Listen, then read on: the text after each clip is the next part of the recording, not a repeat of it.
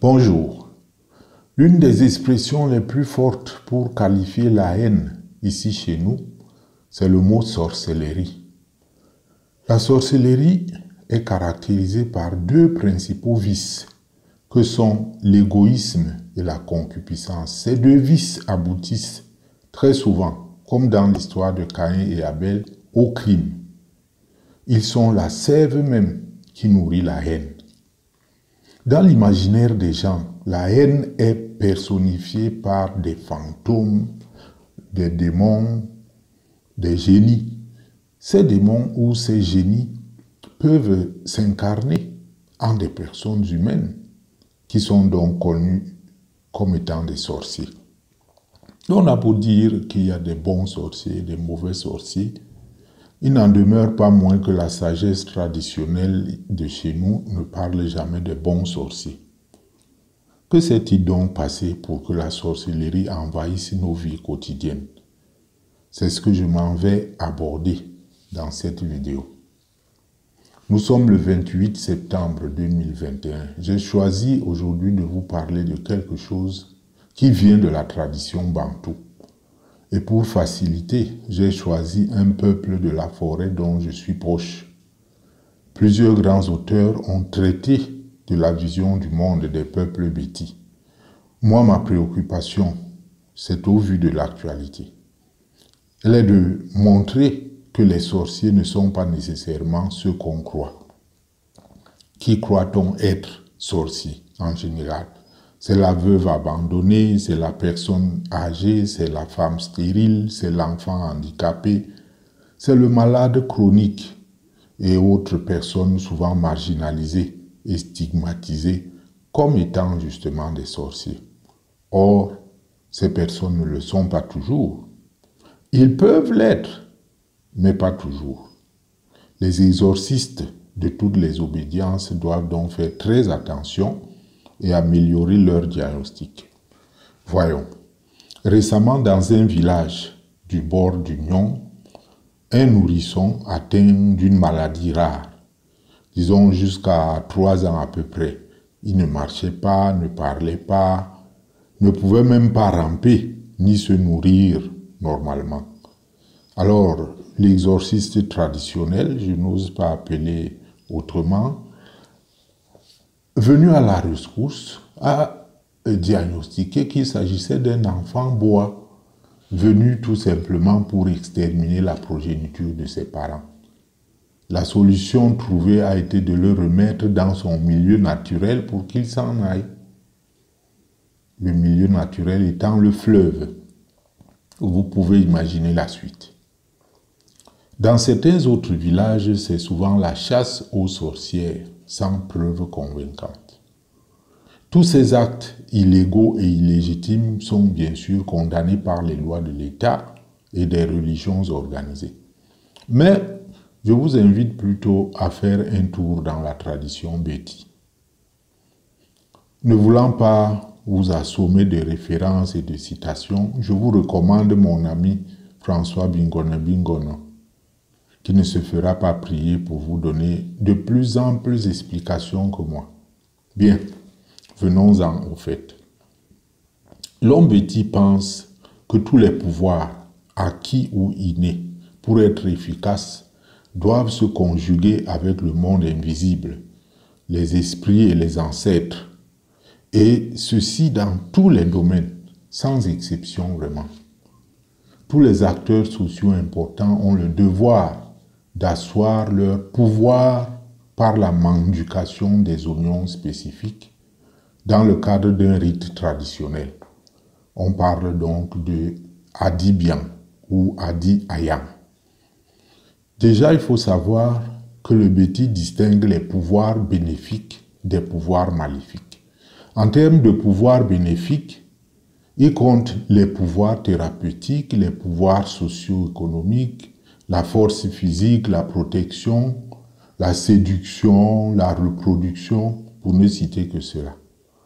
Les pouvoirs maléfiques, quant à eux, sont ceux de la destruction et de la mort. Ce qui est étonnant, c'est qu'ils ne sont pas vraiment incompatibles avec les pouvoirs bénéfiques. Leur particularité est que eux, ils sont l'œuvre d'un génie, une sorte de gnome ou de monstre maléfique appelé Evu ou autrement Evumana. L'Evu en question exerce lors des opérations de nuit ou même de jour, qui sont dénommées Mbel ou Mbe. Il peut aussi faire du bien, c'est-à-dire par exemple faire gagner un match de football, faire réussir un concours et même donner des enfants et des richesses. Il est pourtant spécialiste de l'art du mal. Je m'en vais vous lire un conte qui m'a fasciné. Il nous a été légué par un grand patriarche béti du nom de Léon Messie, prêtre catholique, érudit et mystique s'il en faut, déjà décédé, paix à son âme.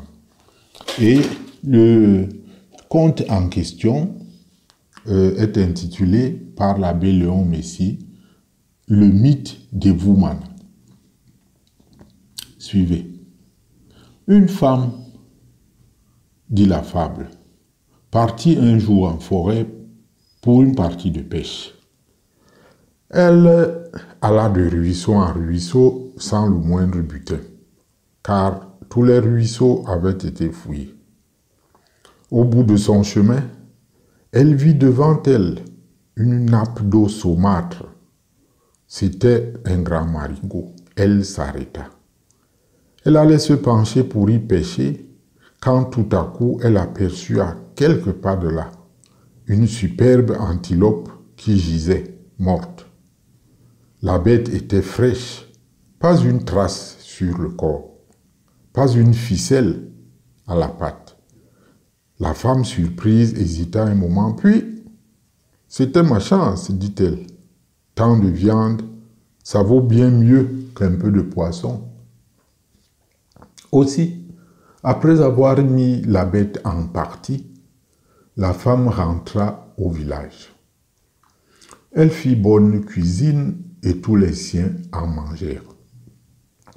La provision terminée, la femme reprit le chemin du marigot.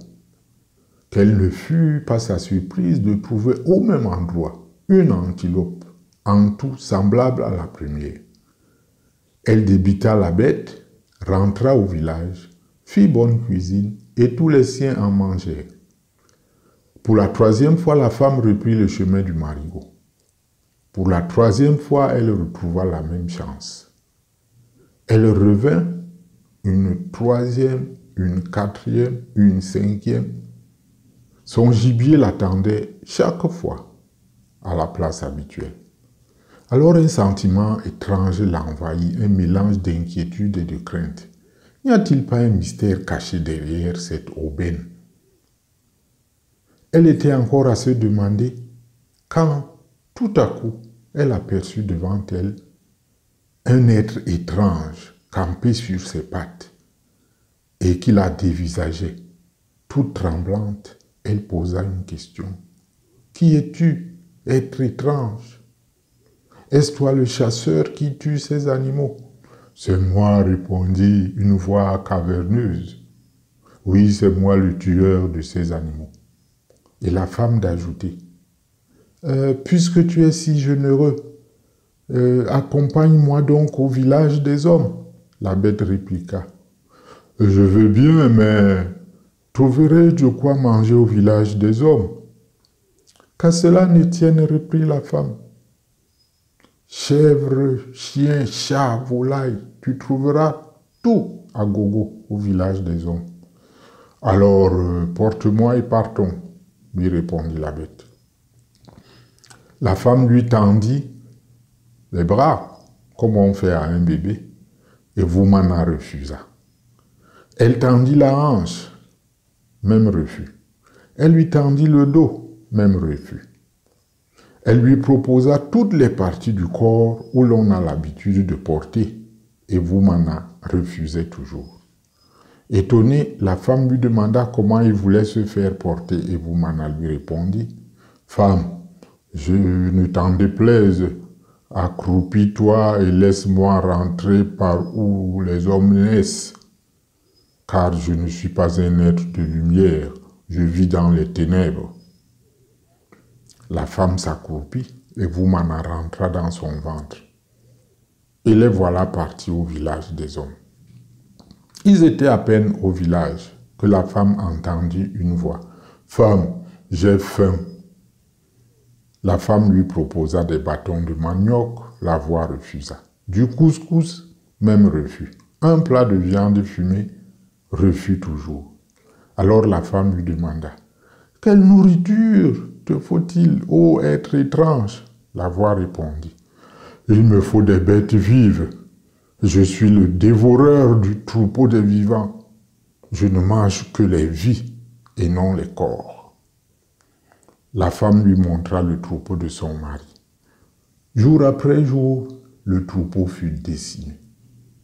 Puis, chiens, chats, volailles passèrent à leur tour. Mais Evumana avait toujours faim et réclamait de quoi manger.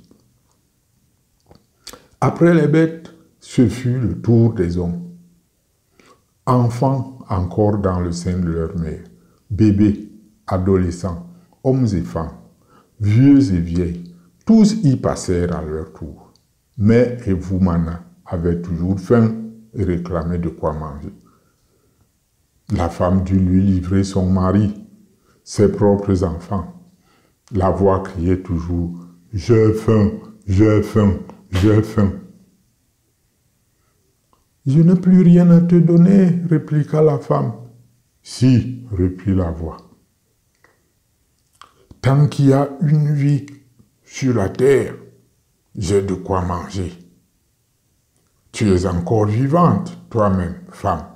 Viens, que je te mange, car je suis le génie de la mort. » La femme n'eut pas le temps de crier, et Vumana avait dévoré sa vie.